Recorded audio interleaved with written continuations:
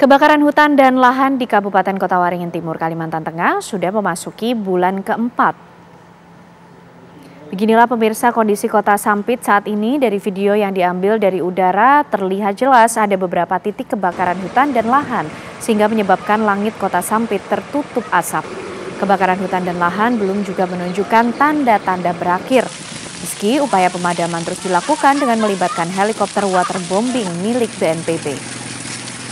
Setiap hari petugas darat pun terpaksa harus berjibaku untuk memadamkan api. Mereka bahkan sampai harus menerobos semak belukar lebat dan kabut asap tebal untuk mendatangi titik api. Asap dari kebakaran lahan ini juga menyebar hingga ke jalanan di sekitar lahan yang terbakar. Dan kondisi ini tentunya cukup berbahaya bagi pengguna jalan sebab jarak pandang menjadi terbatas.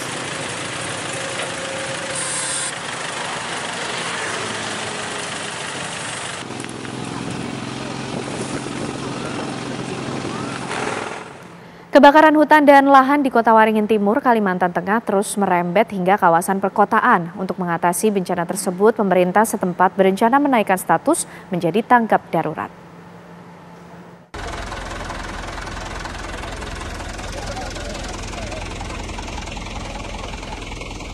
Kebakaran hutan dan lahan masih terus melanda Kabupaten Kota Waringin Timur. Dalam sehari setidaknya ada 5 hingga 8 titik kebakaran lahan yang terjadi.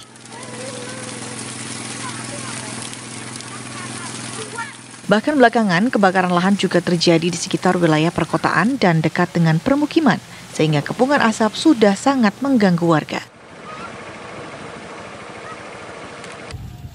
Atas kondisi tersebut, Bupati Kota Waringin Timur, Halikinor, mempertimbangkan peningkatan status menjadi tanggap darurat. Sejumlah instansi terkait seperti BMKG, BPBD, Dinas Damkar Manggala Agni, dan DLH akan diundang membahas masalah ini. Tapi ini kaitan dengan terjadinya kebakaran di daerah pemukiman ini. Apakah status kita harus naik ke tanggap darurat atau kita tetap siaga, dan apakah mampu personil yang sudah kita kerahkan. Semua video juga kita kerahkan, tapi ini makanya tadi saya perintahkan 2 armada yang menembak pemadamnya itu tarik. Kemarin kan kita berbantukan terus semudah 5, jadi tarik 2 dulu hari ini untuk menyelesaikan untuk pemadaman lokasi pemukiman ini. Meski di beberapa wilayah sempat diguyur hujan dengan intensitas ringan, namun potensi kebakaran hutan dan lahan di Kota Waringin Timur tinggi. Sejak 23 Mei lalu, Kabupaten Kota Waringin Timur menetapkan siaga darurat kebakaran hutan dan lahan. Dari Kota Waringin Timur, Kalimantan Tengah, Didi Syahwani, TV One mengabarkan. Ya, untuk mengetahui kondisi terkini dari kebakaran lahan yang terjadi di Kota Waringin Timur, kami ajak Anda bergabung dengan rekan kami Didi Syahwani di sana. Didi, apakah sudah ada keputusan ini akan ditetapkan sebagai tanggap darurat? Ya, baik Kenana dan juga pemirsa TV One. Saat ini saya berada di lingkungan kantor Badan Penanggulangan Bencana Daerah Kabupaten Kota Waringin Timur, yang mana hari ini berdasarkan undangan yang kami terima tadi pagi akan diadakan rapat untuk penetapan peningkatan status menjadi tanggap darurat. Dan bersama kami ada Kepala BPBD Kabupaten Kota Waringin Timur, Pak Multajam K. Anwar, dan kami akan bertanya langsung dengan beliau kira-kira apa yang menjadi alasan dari pemerintah Kabupaten Kota Waringin Timur untuk meningkatkan status menjadi tanggap darurat. Gimana, Pak?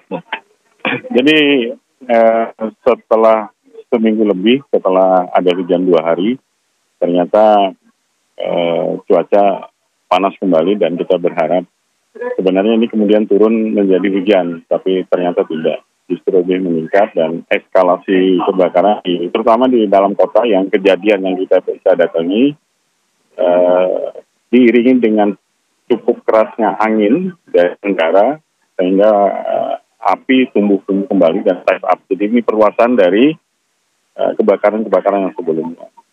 Dan hari ini kita rencanakan tinggal menunggu perakiraan dari BMKG saja. Dari beberapa indikator sudah terpenuhi untuk naik di tanggap darurat.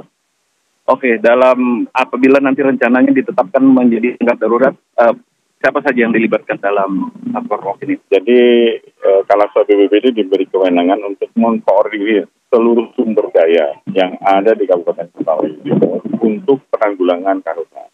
TNI, Polri, lembaga-lembaga lainnya yang punya sumber daya yang bisa kita upayakan dalam penanggulangan karhutla 2023.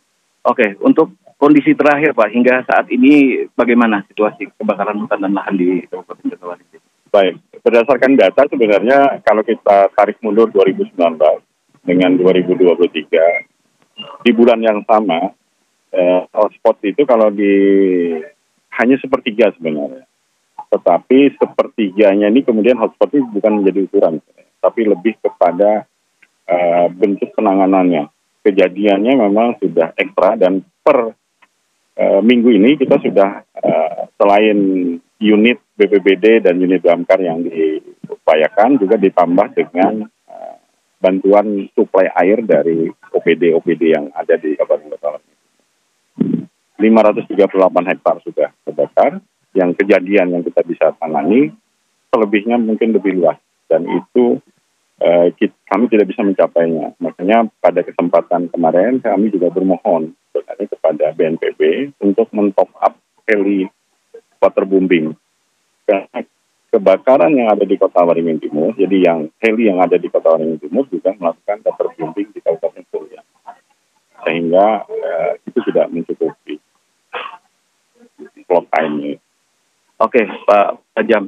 Pada saat nanti dilakukan tanggap darurat tentunya seluruh personel akan dikerahkan. Bagaimana dengan APD dari... Nah nih, tentunya kita keterbatasan APD, terutama pada saat mematahkan sebaran kebakaran. Kenapa mematahkan sebaran? Karena kita berpacu dengan kecepatan angin. Nah, APD yang kita miliki sangat terbatas, Pak.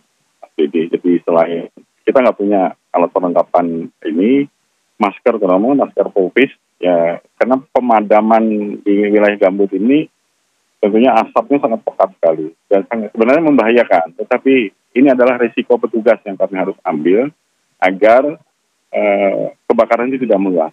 Jadi dengan segala risiko, masker yang sederhana kami pakai, yaitulah yang kita coba pakai.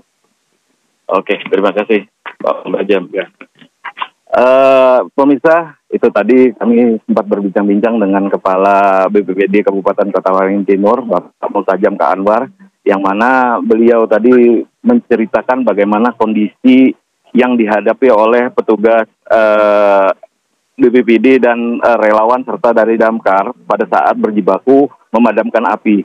Salah satu kendala mereka adalah keterbatasan alat pelindung diri APD, dan mereka berharap dari BNPB mungkin bisa bantu mereka untuk mendistribusikan APD sehingga mereka bisa bekerja lebih maksimal. Demikian, Kenana kembali studio. Baik, terima kasih Didi Syahwani mengabarkan dari Kota Waringin Timur, Kalimantan Tengah.